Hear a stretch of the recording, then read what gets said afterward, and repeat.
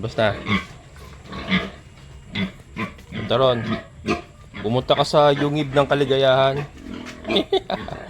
Ayan mga kabukal, si Kanor. Bubulugan natin si Kimberly.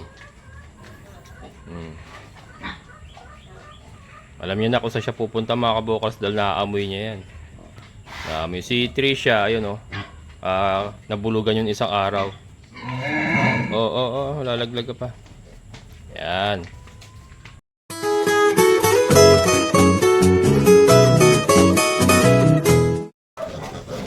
Hello mga kabukals, good morning. Ayan, so oras na para magkapon at malapit na po natin silang i-release. Yung ating mga bake na anak ni Basha. 8.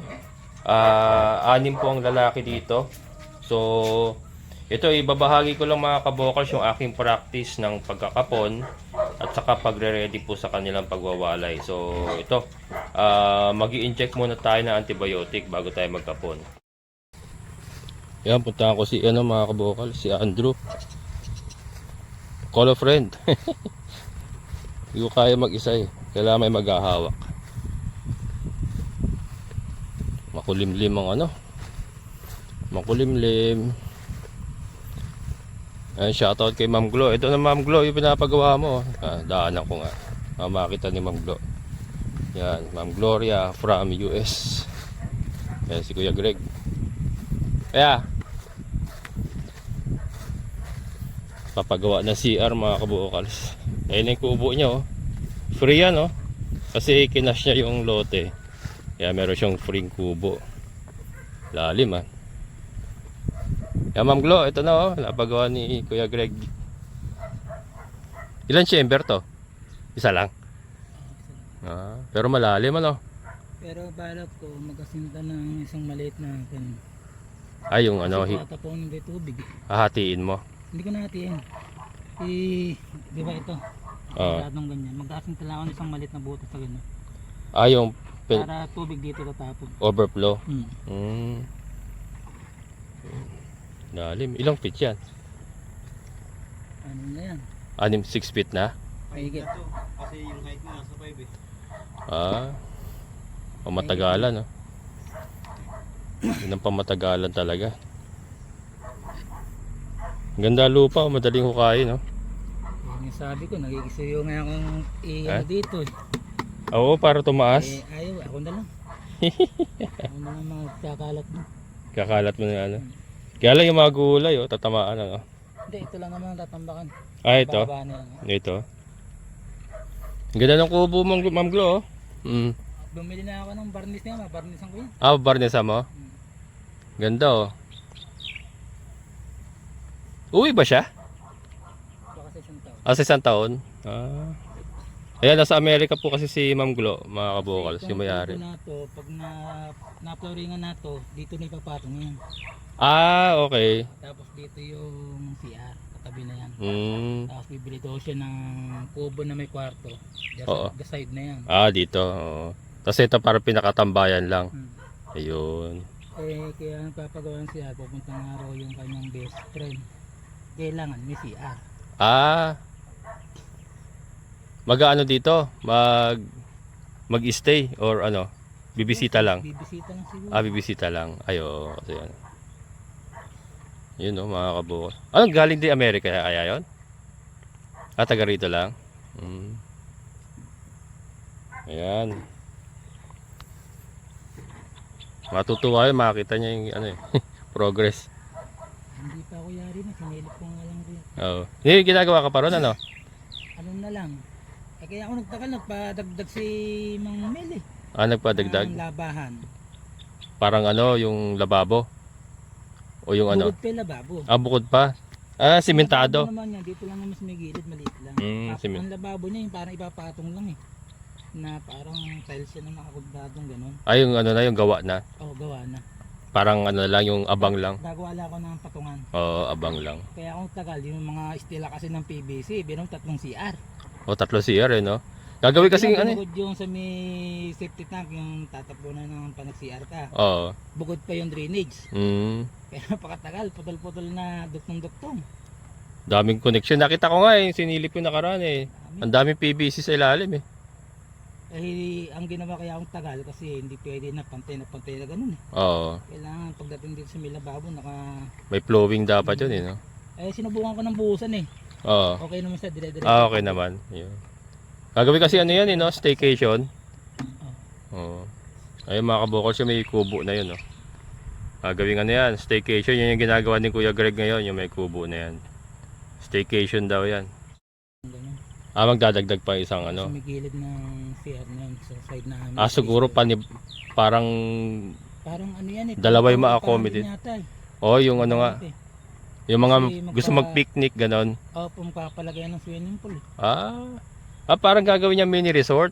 Parang ganun. Galing Magagawin mini resort to. Ilan ba sukat ng lote niya? 400. 400? Pwede nga. Kung meron kang maliit na swimming pool.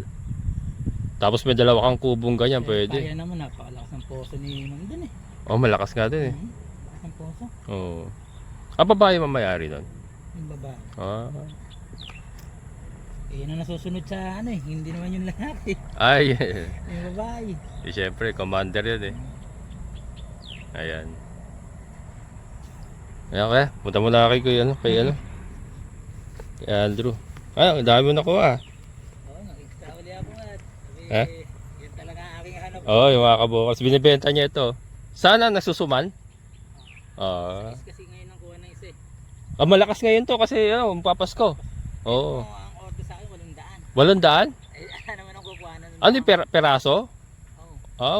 800 peraso order sa kanya mga kabukal. So, kaya lang kasi ano na eh, no? Halos wala na makuha eh. Iba kasi may bakod. Ipon ko pala 300. Oo. Kinuha na kagabi. Kinuha na kagabi. Oo, yung 300. Tapos ito panibago to. Di 500 pa. 500 pa. Kasi naging dalawa yung customer ko. Yung una isa lang eh. Oo. Yung bagong customer sa isang bigay sa akin. Sa isang peraso. Kasi yung dati 5 piso lang. Oo. Dadagdag. Oo. Yun ang pinagtutuunan ko yung 6. Oo, syempre mas maganda kita mo ron eh. Sayang yung Piso. Oo. Okay mga kabukals Ito talagang pinagkakita ni Kuya Greg pag wala siya trabaho eh. Dahon ng saging. Yan, sige ka. Malakas din yan eh, napapanood ko sa napipicture ni. Ha? Nagawa kami dito, tubig ang problema namin. Ay kay Andrew, pinakamalapit. Sabi nga ay doon na lang, sabihin ko kay Ma'am Gloria bumili ng hose. Oo, kasi sa akin malayo. Ayaw nga pala sa'yo. Mas malapit si Andrew. Oo. Sabihin ko na kay Ma'am Gloria. Oo, sige. Malakas naman poso niya eh. Ayan mga kabukal.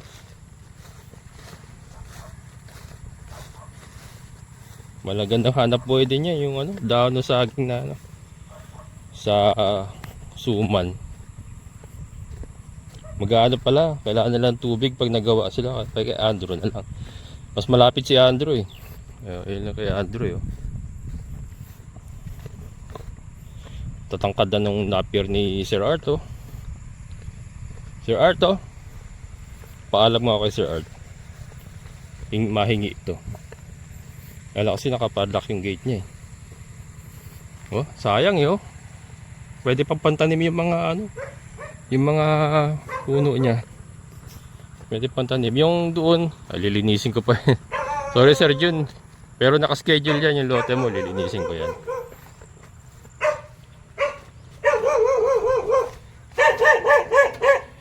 May ginagawa ka? Kapot tayo? Ayan mga kabukal. Si Andrew. Ayan lang siya Dito siya. Ayun yung ginagawa ni Kuya Greg. Ayan So mas malapit siya pagka kukuha ng tubig. Hose lang. Hose ang Ayan, magkakapon kami mga kabukals. Ayan mga kabukal, si Andrew. Ating kasama dito lagi. So yun, importante mga kabukal, sanitize tayo ng kamay. Si Andrew naka-gloves kasi Sanitize ko na rin. pang na-sanitize ko na rin yan. Ito, blade. So sanitize din natin syempre yung blade. Alcohol. So, importante mga kabukal sa sanitation Kasi dyan nagsisimula yung infection. Saka yung minsan nga naninigas kasi natetetano. Lalo na pagka yung blade. is may kalakalawang tapos hindi nyo sinanitize. Natetetano yung big, kaya yun po yung naninigas. Yun po yung kaso ng naninigas. Ayan.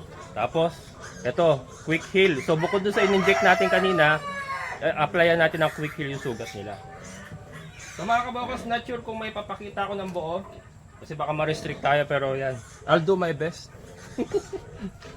Ready ka na? Basta. Punta ron. Pumunta ka sa yungib ng kaligayahan. Ayan mga kabokal, si Kanor. Bubulugan natin si Kimberly. Alam niyo na kung saan siya pupunta mga kabokals dahil naaamoy niya yan. Naaamoy. Si Trisha, ayun o. Nabulugan yun isang araw. Oo, lalaglag ka pa. Yan. Pasok natin. Ayan mga kabokals, so si Kanor in action. Teka lang, i-assist ko muna. Hindi ko lang pwede ipakita mga kabokals, pasensya na. Loading na mga kabokals, nakakonecta na. So ito, isa lang, isang bulog lang. Tapos ibabalik na natin siya. So hindi na natin ibinababad. Grabe yung similya niya mga kabokals oh. Ang dami similya nilabas. Balik ka na ron. Balik natin. Labasin ko na. Good, that was a good one, sabi nga. That was a good one, bro. Labas na doon. Bella, alis yan. Balik na doon. Bumalik ka na sa iyong kaharian. Standing hit pa rin, oh. Hindi gumagalaw, oh. Dali. Balik na doon. Dali na, balik na doon. Balik na doon. Yan. Pasok.